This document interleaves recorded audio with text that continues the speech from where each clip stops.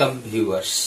আজকে আমরা correlation coefficient অর্থাৎ সহপরিবর্তন গুণাঙ্ক পরিমাপ পদ্ধতি আলোচনা করব। কার্ল পিয়ারসন নির্দেশিত পদ্ধতি অনুসারে সহপরিবর্তন গুণাঙ্ক বের করা যায় আর স্পিয়ারম্যানের র্যাঙ্ক কোরিলেশন কোএফিসিয়েন্ট। আজকে আমরা আলোচনা করব কার্ল পিয়ারসন নির্দেশিত পদ্ধতিতে কিভাবে সহপরিবর্তন গুণাঙ্ক পরিমাপ করা যায়। বাইভেরিয়েট ডেটা অর্থাৎ দ্বিচলক রাশিতত্ত্ব যদি n সংখ্যক মান, ধরো x আর y, এই দুটো চলের n সংখ্যক মান দেওয়া থাকে এবং যদি এর গড় x এর গড় x বার, y এর গড় y বার অর্থাৎ অ্যারিথমেটিক মিন x বার আর y বার হয়, তাহলে কার্ল পিয়ারসন নির্দেশিত পদ্ধতি অনুসারে সহপরিবর্তন গুণাঙ্ক বা কোরিলেশন কোএফিসিয়েন্ট r এর মান হবে covariance of x and y sigma x অর্থাৎ সমক পার্থক্য x আর y। আমরা এখানে x আর y দুটো ক্যাপিটাল কে নির্দেশ করছে।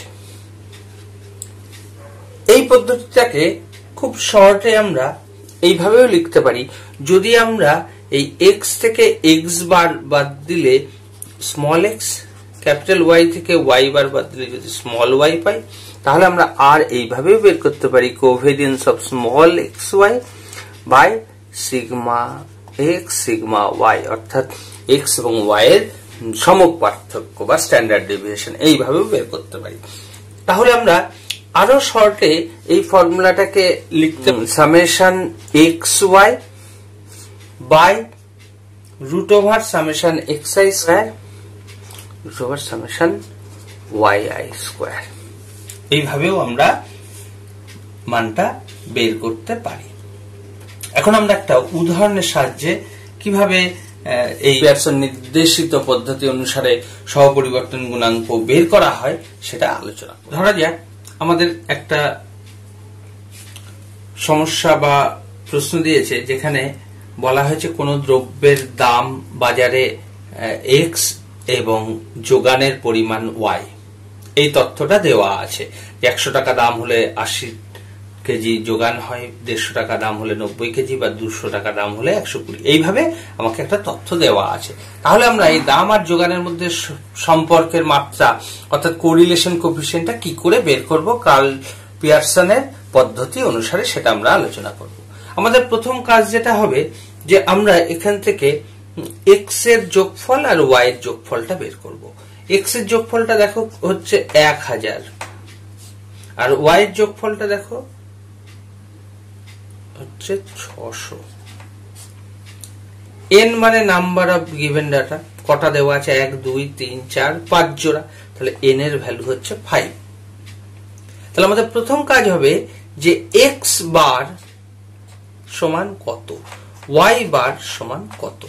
তাহলে x বার মানে কি আমরা জানি summation x by n, summation x মানে 1000 বাই n মানে 5, তার মানে 200, x বার হচ্ছে 200।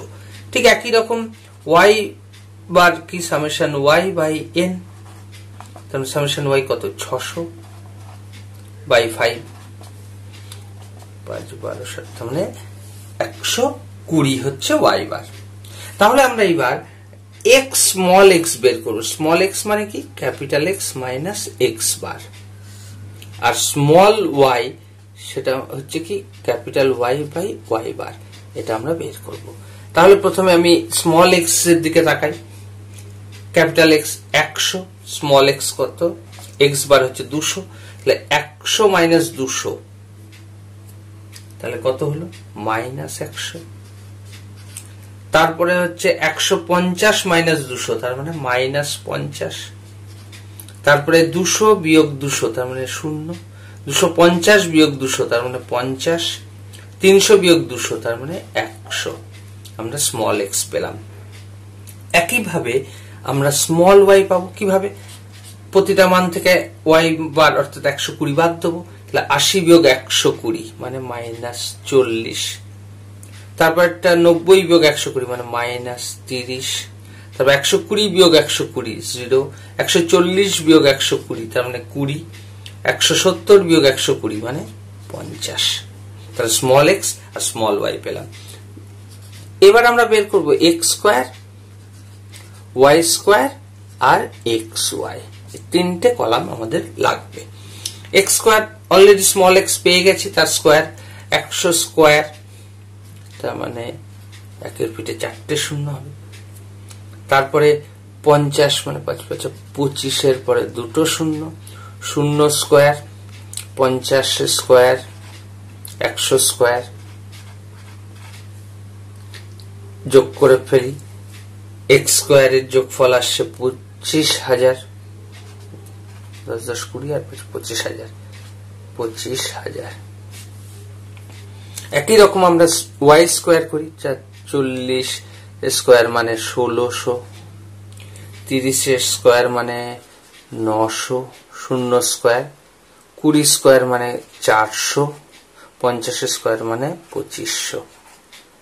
তাহলে 16 9 2500, 2500 5400, 5400।